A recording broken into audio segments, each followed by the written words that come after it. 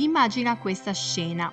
Apri l'armadio, lo guardi per qualche secondo, sposti una gruccia, poi un'altra e pensi: non ho niente da mettermi.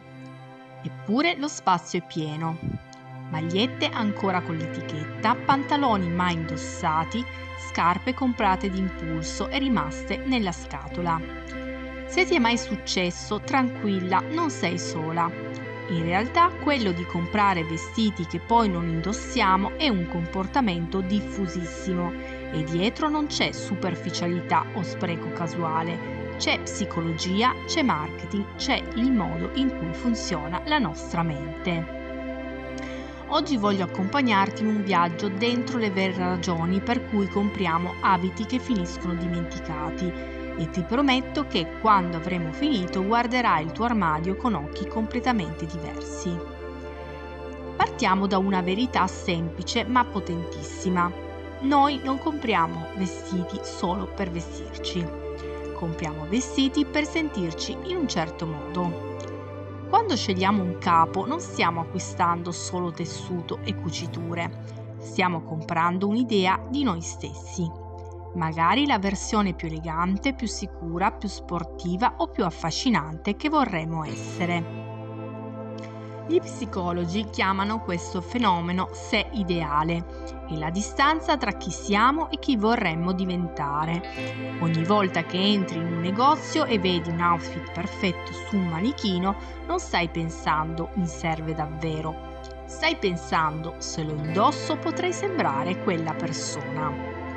Questo meccanismo è stato studiato da molti esperti di comportamento umano, tra cui il premio Nobel Daniel Kahneman, che ha dimostrato come spesso prendiamo decisioni guidati più dall'emozione che dalla logica.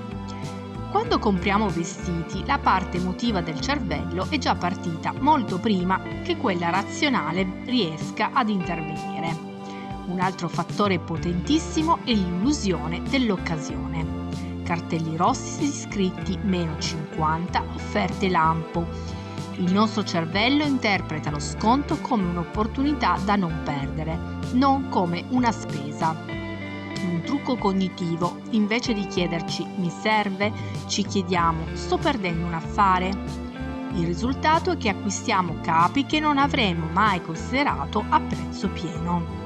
E una volta a casa, senza la pressione del negozio, senza le luci perfette e senza la musica di sottofondo, quell'entusiasmo svanisce e il capo resta, l'impulso no. Poi c'è il paradosso della scelta. Più opzioni abbiamo, più diventiamo indecisi e meno siamo soddisfatti delle nostre decisioni. Quando andiamo in un negozio pieno di alternative, il nostro cervello va in sovraccarico. Per ridurre lo stress decisionale spesso compriamo in fretta. È una strategia inconscia, scegliamo qualcosa solo per smettere di scegliere, ma quella scelta veloce raramente è quella giusta per noi. Ecco perché molti capi finiscono dimenticati. Un altro motivo meno evidente ma potentissimo è l'identità sociale. I vestiti sono uno dei modi più immediati per comunicare chi siamo agli altri. Non serve parlare, bastano pochi secondi perché qualcuno si faccia un'idea di noi basandoci su ciò che indossiamo. Le aziende di moda lo sanno benissimo. Marchi come Zara, H&M hanno costruito il loro successo proprio sulla velocità con cui trasformano le tendenze in capi acquistabili. Questo sistema, chiamato fast fashion, crea un flusso continuo di novità e il nostro cervello è programmato per amare la novità. La novità attiva il sistema ricompensa cerebrale rilasciando dopamina, la stessa sostanza chimica coinvolta nei meccanismi di piacere e motivazione. In altre parole, comprare qualcosa di nuovo ci fa sentire bene, anche se non ne abbiamo bisogno. C'è poi il fattore versione futura di noi stessi. Quante volte hai comprato un vestito pensando lo metterò quando andrò a quell'evento, oppure quando inizierò ad allenarmi, oppure quando avrò perso qualche chilo? Non stai comprando il presente, stai comprando per un futuro ipotetico. Il problema è che quel futuro spesso non arriva. Non perché non siamo capaci, ma perché la nostra mente tende a sovrastimare quanto cambieremo nel tempo. Pensiamo che diventeremo più disciplinati, più organizzati, più sociali. Così acquistiamo vestiti per una vita che immaginiamo, non per quella che viviamo davvero. Un altro meccanismo interessante è quello della giustificazione post-acquisto. Dopo aver comprato qualcosa, il cervello cerca automaticamente motivi per convincerci che abbiamo fatto bene. È una strategia per ridurre il disagio mentale causato dalla possibilità di aver sbagliato. Quindi ci diciamo frasi come: era in saldo, un giorno servirà, non ne avevo uno così. Ma queste giustificazioni funzionano solo nel breve periodo.